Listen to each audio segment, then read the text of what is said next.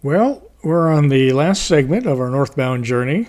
Our itinerary for the next few days includes stops in Ford's Terror, which you've never been to before, and Tracy Arm, and then finally on to Juneau.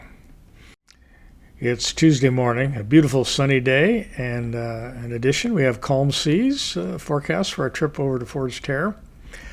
About halfway along this segment is the historic Five Finger Lighthouse.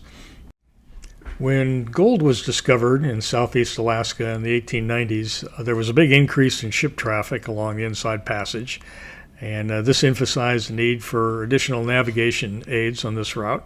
And so in 1901, money was commissioned for the establishment of a lighthouse on the southernmost island in the Five Fingers group. It was the first lighthouse in Alaska. It continues to operate today as a navigational aid year-round. And interestingly, for a rather unique stay, you can actually rent guest rooms at the lighthouse during the summer season. We've made it up to the entrance bar to Endicott Arm, and as we make the turn to the southeast, we get this nice vista of a long stretch of snow-covered peaks and glaciers.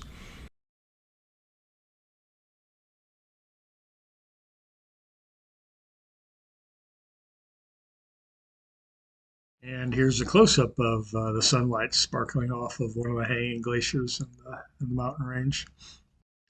The entrance to Ford's Terror is guarded by a set of tidal rapids as well as by some unmarked shoals. It should only be transited at the high slack tide. The recommended procedure to enter Ford Terrace is to first navigate to the waterfall that's seen at the top of the picture. Then from the waterfall, you want to steer course towards the mid-channel in the rapids. The yellow line in the picture illustrates the suggested route. The image in the upper left is at low tide, and you can see from the image in the lower right that at high tide you can't see the shallow areas. This is the waterfall that marks the starting point for the entrance route. And this is the view of the entrance channel from the waterfall. So we watched the entrance with binoculars until we could no longer see any white turbulence indicating slack water. And so we started our approach at that point. The channel's narrow, but it's over 20 feet deep at high water, and no issues getting through.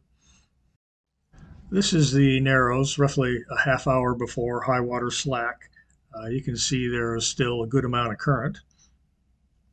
The Garmin charts don't show a lot of detail for Ford's Terror, which is the reason behind the entrance methodology that was described in the previous slides. This is a screen capture of our entrance and exit path into Ford's Terror. Once inside Ford's Terror, these steep rock faces rise high above the boat, punctuated by numerous waterfalls. These scalloped steel gray bedrock is Precambrian age. It's undergone several stages of metamorphism. We anchored at the far end of the west arm of the fjord. Here's the Maggie Ann and a sailboat, the Salish Dream, which is owned by our friends and neighbors Kevin and Karen Anthony. We actually hadn't planned to meet up with them as they'd left months before we did, but as it happens, our paths crossed here in Ford's Terror. And by the way, this shallow beach that you see here is completely covered at high tide levels, and so the shoal's unmarked. So be careful if you're anchoring here. This is a view up the Western Valley. This is the beach where I would take Kinsey for her walks. Scanning for bears, of course, before we go ashore. Coming back to the boat now after our walk.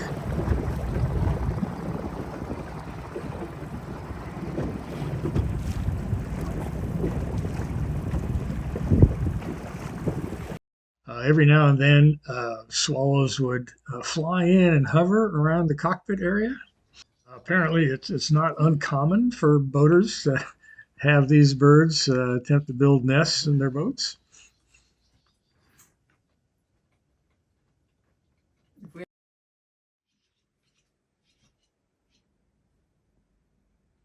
We had a bit of excitement on the afternoon of the 5th as we encountered a short, sharp burst of weather with strong wind gusts. All three of the boats that were here had their anchors dragged. The Salish Dream actually was briefly aground, but was able to motor off. And we ended up picking up our anchor and reset it several times before it finally held. Fortunately, the willy wall was short-lived. Wind died down about a half hour after this picture was taken. Here we are out exploring the shoreline. Kinsey really loves riding in the dinghy. We did not need to leave early from Ford's Terror, as high tide was around 2:30 in the afternoon. So we dawdled a bit. I took Kinsey out for a mid-morning walk on the beach. And then a couple hours later, Lorraine noticed this Brown's bear had come out in the sage grass flats just adjacent to the beach where Kinsey and I had been walking. One of the other boats that was anchored there with us in Ford's Terror stopped and then took this shot of us exiting the Rapids Channel as we were coming out. And then we did the same. And here's the Salish Dream coming out just behind us. Anyway, we said goodbye to our friends at this point and headed up to Tracy Arm. After exiting the rapids in Ford's Terror, we travel over to Tracy Cove, which is going to be our overnight anchorage, just a short 30 miles away. Spend the night there, and then tomorrow we'll head up Tracy Arm to see the North and South Sawyer glaciers. The cove at the entrance to Tracy Arm, where we're going to be anchoring for the night, has got room for a fair number of boats. There were 13 there when we arrived, but we had no problems finding a nice spot for the night. We're going to leave early in the morning and travel up to see the glaciers.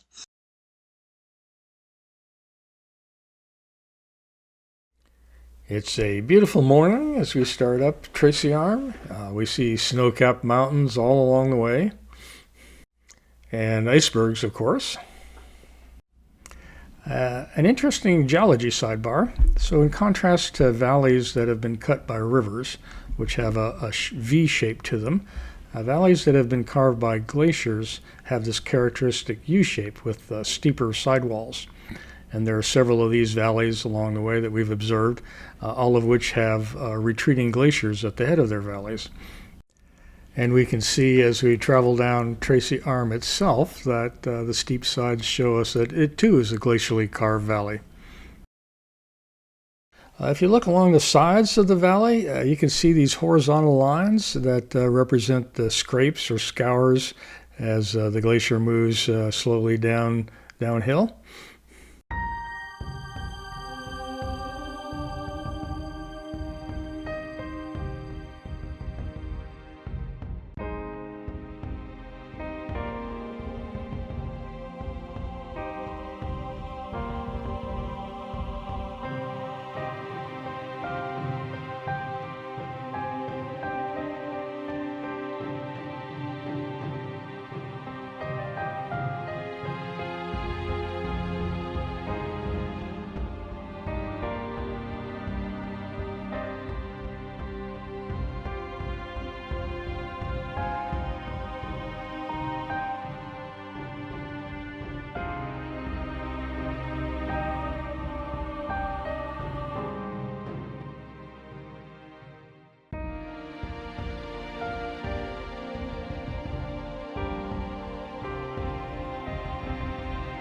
As we're making our left turn to the North Sawyer Glacier, we can look straight down the fjord and get a glimpse of the South Sawyer Glacier in the distance.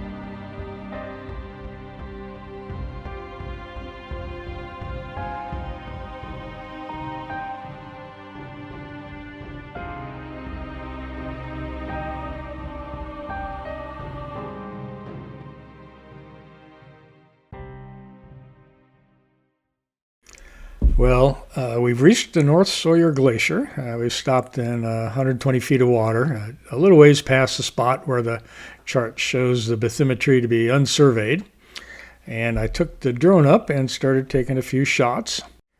So this is a prime example of global warming. Last year this used to be a tidewater glacier, but now the South Sawyer has retreated back up the valley, and the meltwater has formed a large delta in front of the glacier. A tradition that we started on our first trip up to Alaska is to pick up pieces of glacial ice to chill our margaritas in celebration of our journey. And pictured here is a fisherman in the wild practicing the rare art of iceberg fishing. After visiting the glaciers, still early in the afternoon, the weather was forecast to be pretty good, so we decided to continue on to Juneau instead of spending another night in Tracy Cove. Well, the winds were forecast to be mostly moderate, but we did encounter some strong winds and 3 to 4 foot seas for about a 20-mile stretch of Stevens Passage, where the wind should look like this every few seconds. But as we approached Juneau, the waves calmed down to pretty much nothing, and we had an enjoyable last couple hours of the trip. Just before the harbors in Juneau is this really cool humpback whale sculpture and fountain on the waterfront. Just past the Douglas Bridge on the left is the fuel dock. So while I was getting some fuel, Lorraine was trying to negotiate with the harbor master looking for a spot. Space for larger boats at marinas is a little bit more limited, and although we've been able to get slips everywhere so far, this time they only had a spot which was pretty tight at lower tide levels. So he asked us how maneuverable our boat was, and we replied, very. You'll see in the next slide why I asked that question. We really like the control that we have with the IPS pod drives on the R43, and we felt comfortable and able to scooch by the already tied up boat and snug up to the dock. Now, admittedly, the water level at the time that we came in was about 3 feet higher than what we see in the photo here. So the first leg of our journey is over, 1,200 miles and several weeks later, most of which was captained by Lorraine. Her log spotting ability is better than mine. Anyway, to celebrate successfully docking and relaxing now, we chipped off some ice from the Bergie bit that we captured in Tracy Arm and enjoyed our ice-cold margaritas in the sun on our back deck. As luck would have it, this weekend is the Sealaska Heritage Celebration. It's a 4-day festival in Juneau that honors the Tlingit, Haida, and Tsimshian cultures of Southeast Alaska. Started in the 1980s, it's since grown into one of the largest cultural events in Alaska and the world's largest gathering of the indigenous groups of this part of the world.